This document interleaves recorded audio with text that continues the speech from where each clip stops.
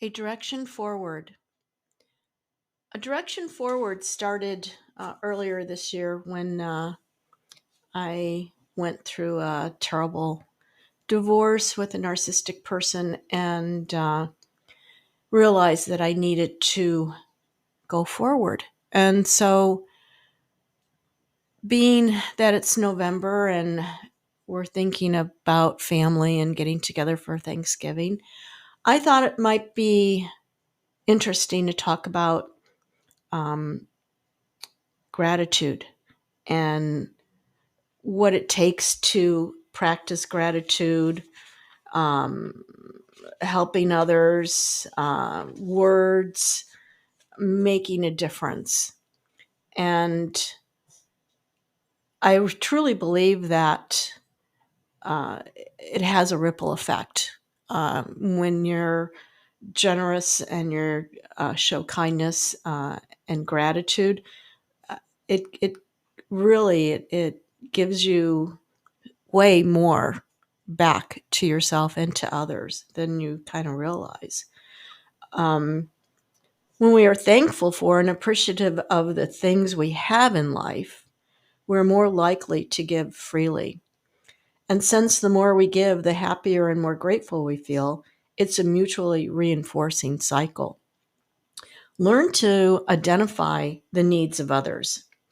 Learning to recognize other people's needs requires paying close attention and learning to read between the lines.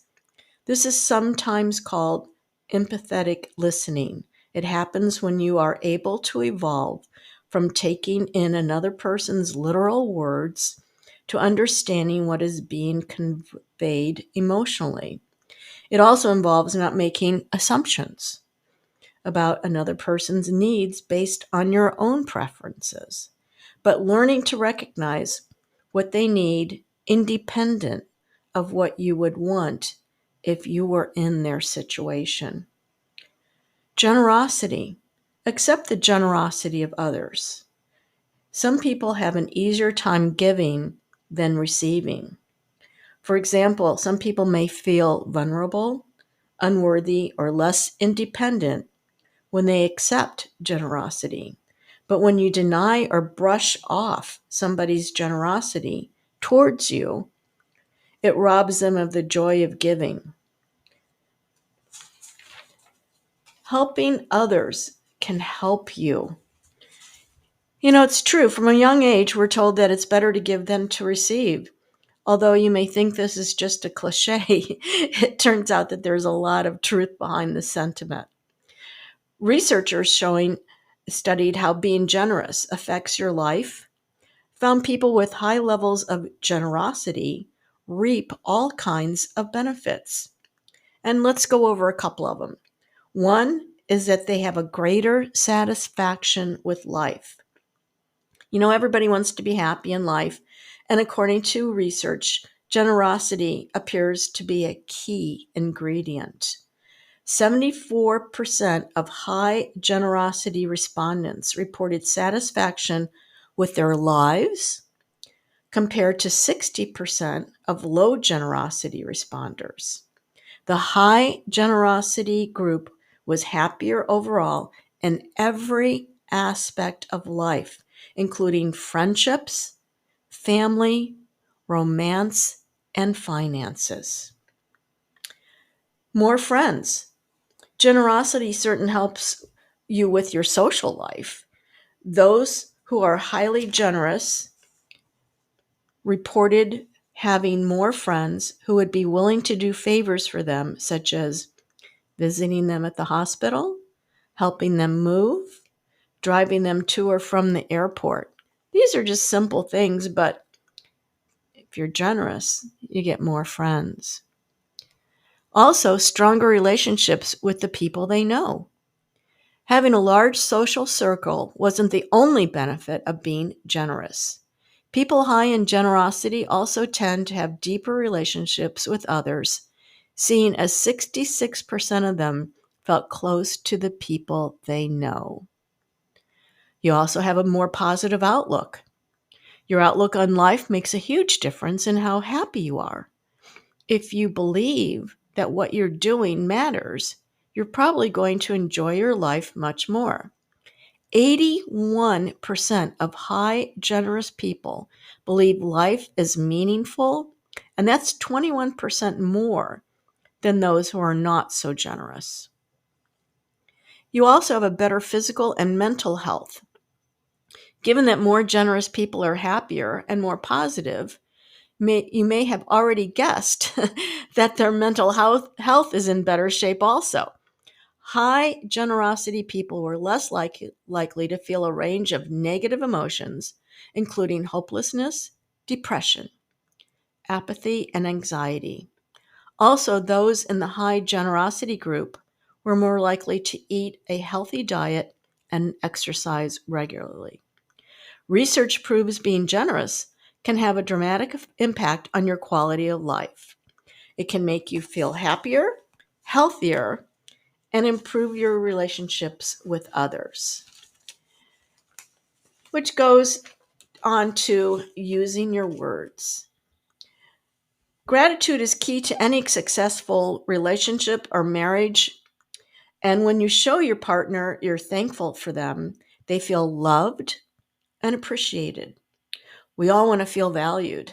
This is a fundamental thing to a happy, healthy relationship or marriage. So you may wonder, so how can I show gratitude? Well, here's a few ideas. Say it often. 2 words, thank you, carry so much weight. Tell your significant other how much you appreciate them. Tell them often. Show appreciation for the small things as well as the big. Look for creative ways to show your gratitude for them. Write it, text it, or scream it from the rooftops. That's happened to me a couple of times. I've had a guy scream from the rooftops. Kind of cool. Leave notes. Nothing shows appreciation like a note. There are tons of opportunities for creativity here. Good old school and mail, or go old school, and mail them a note. Unlike technology, and send them a text or video. Leave a note on the bathroom mirror if you leave before they do. Find fun places to hide a handwritten note. In their lunch, their car, their underwear drawer. Get creative. Be fun, be sincere, and be you. I did this for my ex-husband. I would leave him little love notes all the time, and I enjoyed it. I guess he didn't, though. That's his problem. Discover what makes them feel appreciated. We all receive love and appreciation in different ways. Be a student of your spouse or your significant other. It's fun and informative. Learn love languages and use it often. There's the 5 love languages. That's a book that you can read. It's really very, very short, and you can do it in a couple hours. Give more than you take. Any relationship is a partnership. One way to show appreciation is to look for ways to be a giver and give without expecting anything in return. Do things for your spouse, or your significant other, just because you care. Take them out on a date that they'll appreciate. Who doesn't like a fun date?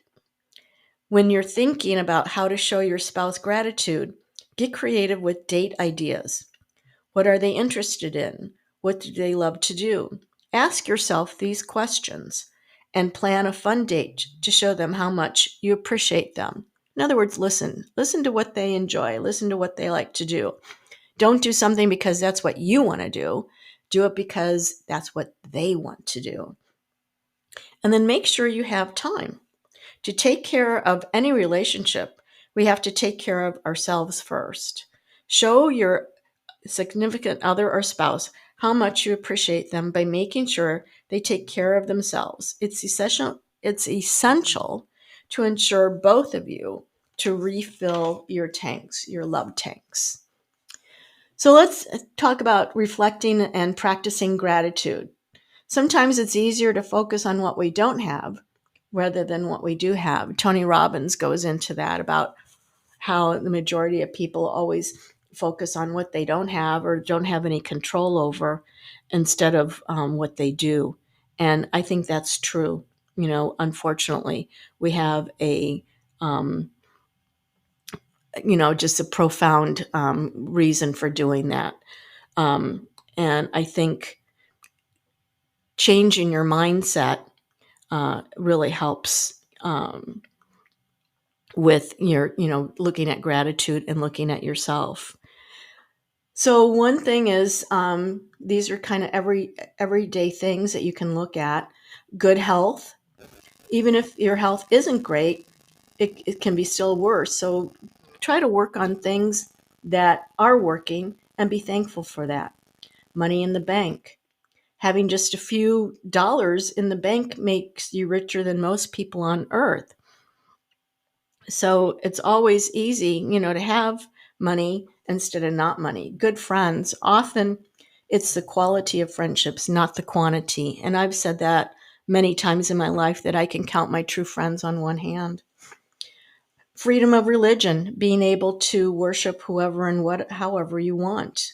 Mistakes. We all make mistakes. We do. We all make them.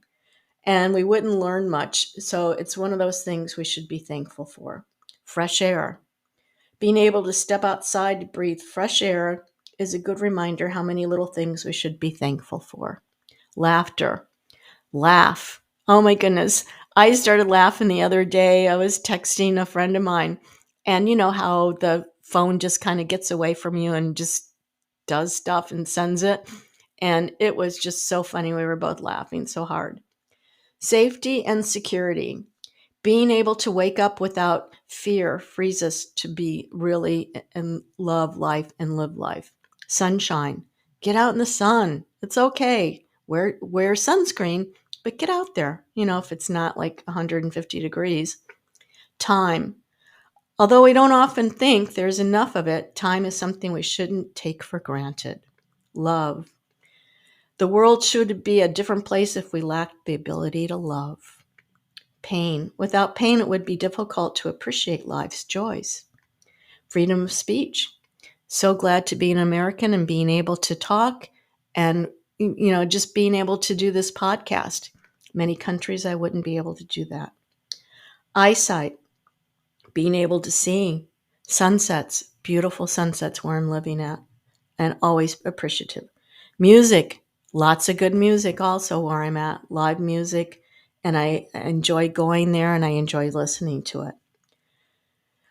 Armed forces. Our lives would likely be very different if we didn't have protection from the armed forces. So we have a lot to be grateful for and gratitude. I'm going to finish it up with just kind of a few examples of people that have talked about gratitude. One is gratitude makes sense of our past, brings peace for today, and creates a vision for tomorrow. That's from Melody Beattie. Gratitude is the healthiest of all human emotions. The more you express gratitude for what you have, the more likely you will have even more to express gratitude for. That's Zig Ziglar. The essence of all beautiful art, all great art, is gratitude. And that's Friedrich Nietzsche. Live a life full of humility. Sorry, I'm not talking too good today, am I? Gratitude, intellectual curiosity, and never stop learning. And that's from Gaza. One more. Happiness cannot be traveled to, owned, earned, worn, or consumed. Happiness is the spiritual experience of living every minute with love, grace, and gratitude. And then that's from Dennis Watley. So I went a little long today, about almost 15 minutes on my podcast. I hope you enjoyed it. And I hope you're listening to A Direction Forward. If you have any questions, contact me at adirectionforward@yahoo.com. And have a great day.